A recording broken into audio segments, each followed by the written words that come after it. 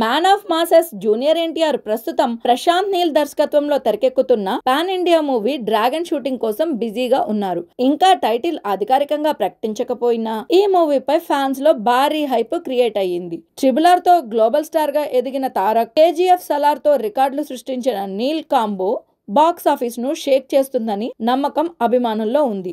ఈ క్రమంలో తారక్ తన క్యారెక్టర్ కోసం ఫిజికల్ గా భారీగా ట్రాన్స్ఫర్మేషన్ చేస్తున్నారు. తాజాగా జిమ్ లో వర్కౌట్స్ చేస్తున్న ఆయన వీడియో బయటకు వచ్చింది. షర్ట్ లేకుండా 6 ప్యాక్ కండలతో అద్భుతమైన లుక్ లో మెస్మరైజ్ చేశారు.